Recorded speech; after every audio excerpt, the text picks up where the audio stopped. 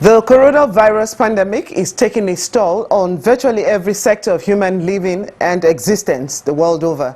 The agricultural sector looms large enough on these, as it primarily caters for feeding the people and providing great revenue earnings for many governments and their people.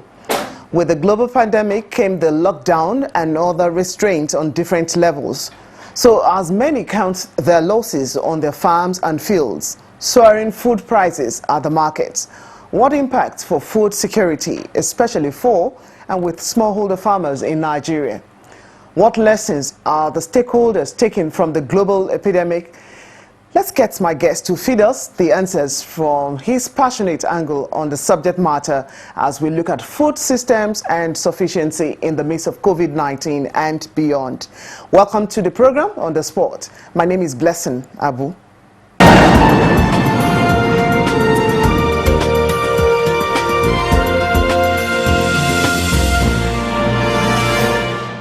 My guest is an architect by training from the prestigious Ahmadu Bello University, Zaria.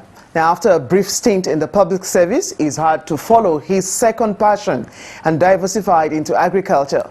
He's a regular face on several of our programs as he has the interest of the farming community at heart. On the spot this week, I'd like to welcome the National President of Farmers Association of Nigeria, Architect KABIR Ibrahim. Welcome to the program. Thank you, thank you, thank you. Yes, farming is booming, farming is taking its lull, farming is still trying to make impact despite COVID-19. In the midst of the lockdown, like I said, it took the effort of farmers to say, okay, we must feed the nation, because after all said and done, the businesses were put on hold, but people still had to eat, and we had to knock at the farmers' doors. Tell us how great the impact, how hard the pandemic had been on the farming community in Nigeria. Well, like everyone in Nigeria or in the world, we suffered the same thing in the beginning. And it was exceedingly difficult for us to go to our farms as the lockdown was almost complete. Until when 4 ministers of the Federal Republic came together in the office of the Federal Ministry of Agriculture. The Ministers of Police Affairs, Interior and Defense came together to create a joint task force or a joint team to ensure the seamless movement of agri-produce, seeds and other agrochemicals across Nigeria to places where they were needed. We noticed that press conference, and we emphatically said the farmer should also be given free passage to be able to go to their farm. At that point, in some parts of northern Nigeria, we were still doing land clearing, and of course some of our produce would have to be moved and all that, and in far farms, some of the seeds and inputs will have to be put in the stores and all that. So we created passes.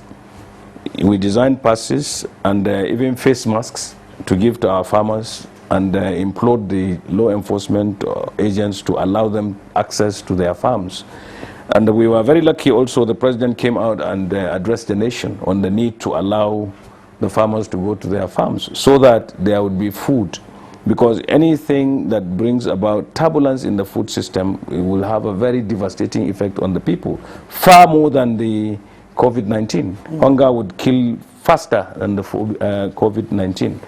So for now, the rains are quite good in most of the areas, and our farmers heeded to our call for them to go back to their farms, and we are very hopeful that the farming season will be bountiful.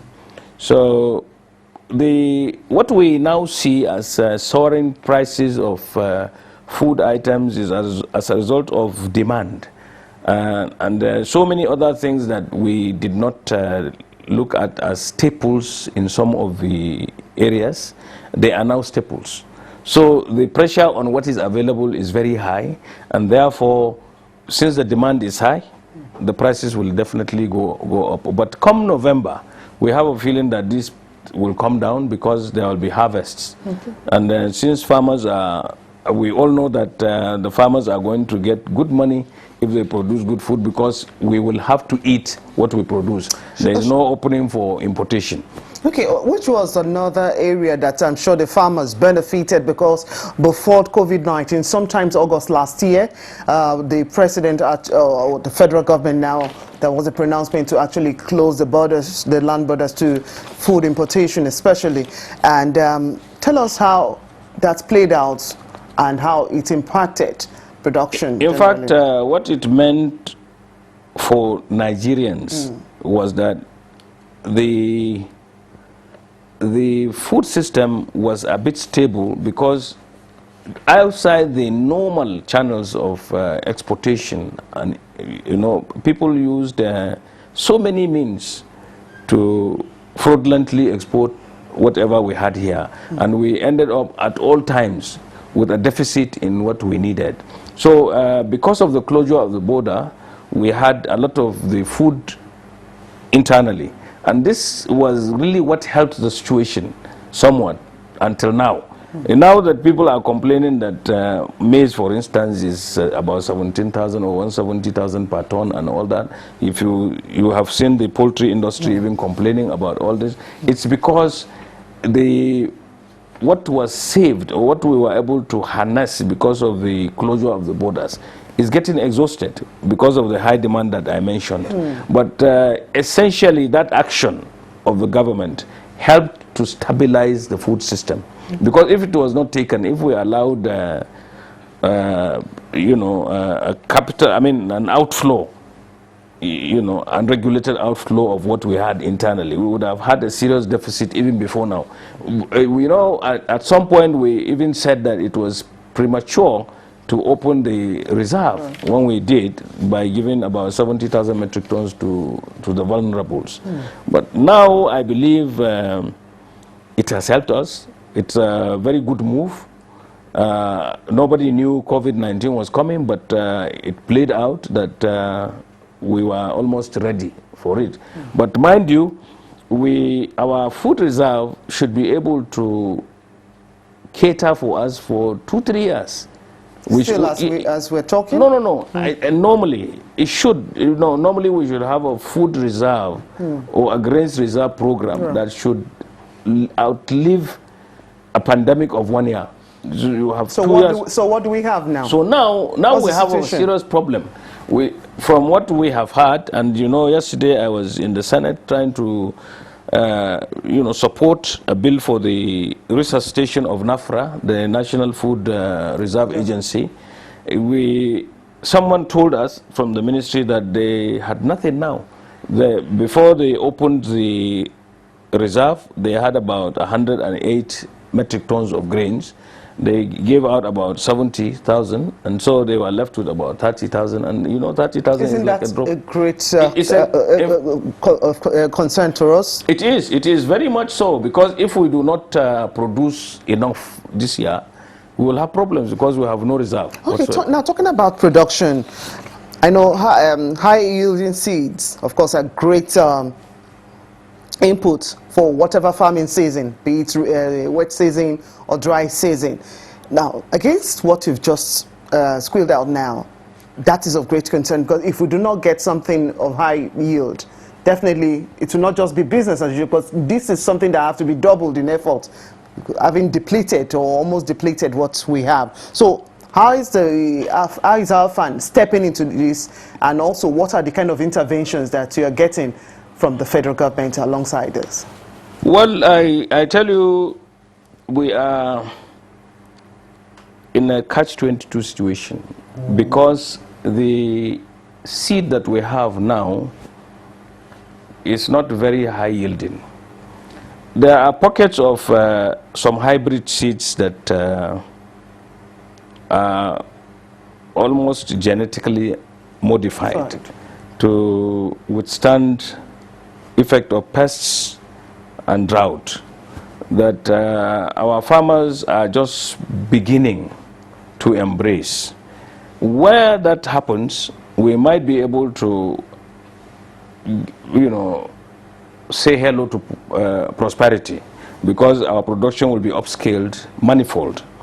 In a hectare that we used to probably get 2 tons of maize, when you use Decalb 777, you might get about between 6 to 10 metric tons, and therefore you will say bye-bye to poverty. So unless that happens, we are still saddled with the average of 2 tons per hectare. Now, it is imperative for our farmers to now take the business, take farming as a business, rather than the chore that has to be done to keep at a subsistence level. So if we do not see that happening quickly, for that outlook to embrace what is new in terms of higher yield, what do you see happening to what we have? In fact, we will have a shortage, and that shortage could mean a lot of things, and most of it will be devastating to the Nigerians because of our population. We have about 200 million people mouths to feed. Wherever you have that kind of population, if you have a deficit, you have a problem. So, and I'm urging our farmers to embrace technology, good science, and even biotechnology, to be able to upscale the production, to be able to boost the food system. There are many things now in place. As I told you, we were in a public hearing in the Senate. They are talking of creating or enacting a bill to establish the National Agricultural Development Fund, and then to resuscitate the National Food Reserve Agency. All these are geared towards food sufficiency or food security. And then Architect Ibrahim, we'll go on the break now. Some of the areas where the food system will need to be shored up, we'll find out from you, and also what other concerns, even as the COVID-19 wears out gradually, because we know post-COVID people still must eat. Of course. And we'll take a look at what other interventions that have been considered in making the farming season and also food sufficiency outrightly better. You're watching On The Spot, and a look at COVID-19 and the agricultural sector is our focus as we scale up action on food sufficiency. We'll be right back after this break.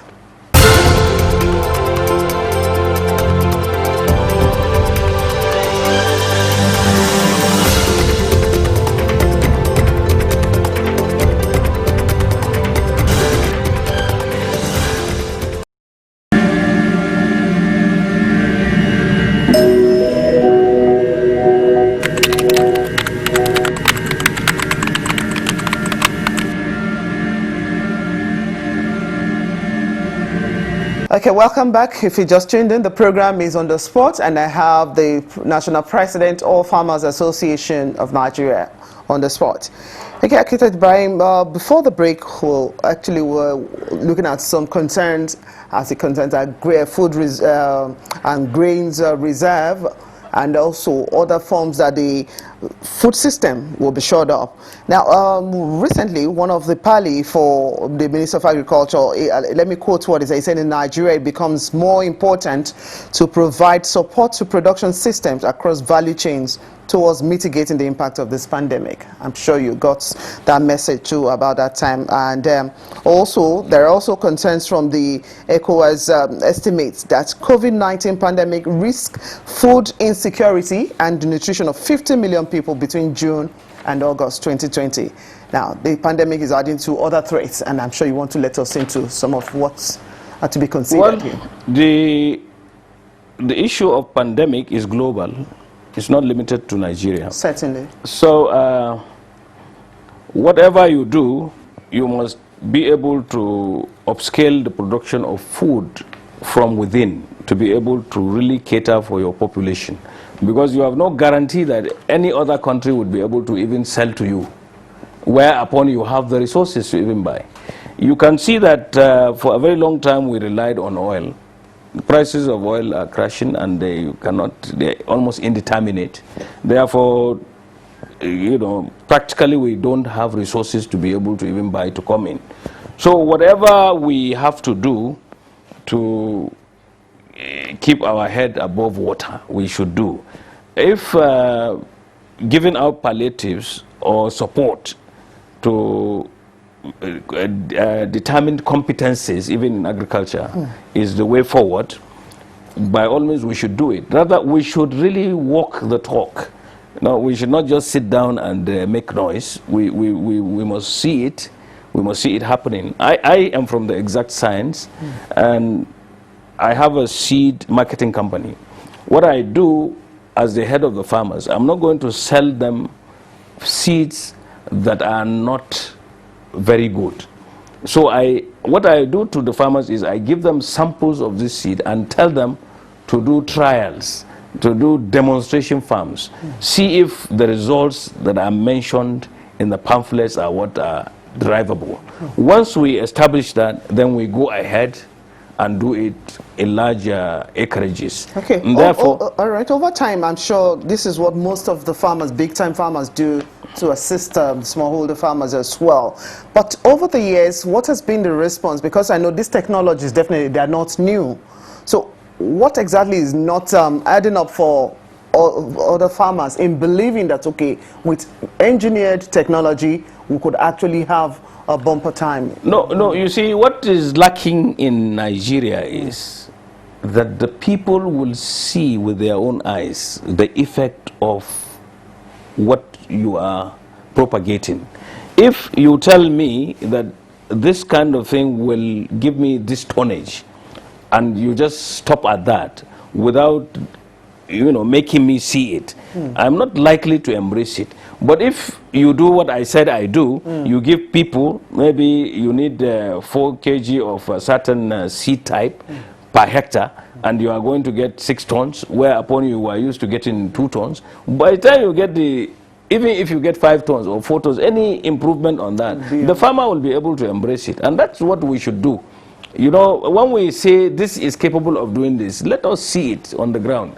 In Nigeria, I think you want to see it on the table first. So seeing is believing. Yeah, seeing is believing. Perhaps so people need to do more advocacy in that. In fact, that's the advocacy that we have been doing, and that is the kind of people I give are the leaders of the farmers in all. And we are present in 774 local governments. So I make sure that this is transmitted right down the line. Okay, let's take a look at some other concerns for the farmers. Of course, we've seen increased activities of bandits, attacks on farmers. There is a farmers' header clashes. We've seen some other things impinging on the farming communities. What are the greatest concerns for farmers too, beyond some of the things I've listed, and how are they being looked into? Let us talk of within, not beyond. In the northwest, the northeast, we have had these problems of insecurity that prevented farmers from going to the farms. And in the northwest, even in my village, became the epicenter of banditry. The chief of army staff, the minister of defense, and even the service chiefs were all represented in ceremony in my place. We are very much aware of what this has done to the food system and to production, to the farmers not being able to go to their farms. Now, I believe the soldiers are doing their best. We are seeing very good results. The bandits are being decimated in so many areas. We are hopeful that this will happen, and maybe next season will be much better. We will have better access to most of those farms that we could not access before. So I believe the situation will stabilize. So going forward, because if you say post-COVID, who knows when there will be post-COVID? COVID is still there. I mean, it's rising now, so nobody knows when it will end. But we are hopeful that come 2021, there are many propositions of food shortage that will come in probably in 2021. If we are able now to secure these farms, the farmers are not able to go to hitherto, we will be able to expand our possibilities of production. And then again we had mentioned in so many fora that even those forests where the bandits hide can be defoliated, and the part of it could be made to be cultivable, thereby expanding the cultivable land. Is this what Afan is pushing? In fact, I have said it, we have said it in many fora, and it is real. People see it because But what moves are being done? We are in several of the committees that are charged to proffer solutions to banditry, farmer harder clashes, and all insecurity generally.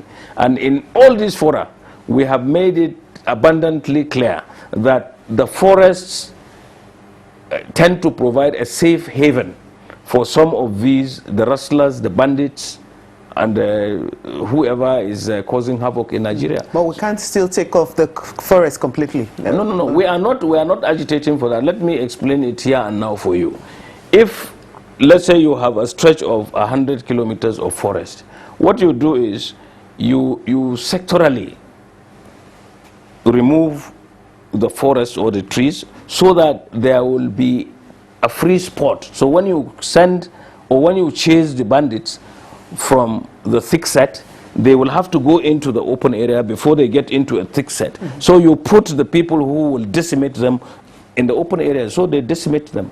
And that is how it is done. It was done in Brazil, if you heard of the Cerrado. The Cerrado now is what is making Brazil #1 in agriculture. You can see that a lot of things are happening in Brazil today. Their agriculture is almost... So why is it difficult for us to get this conviction across?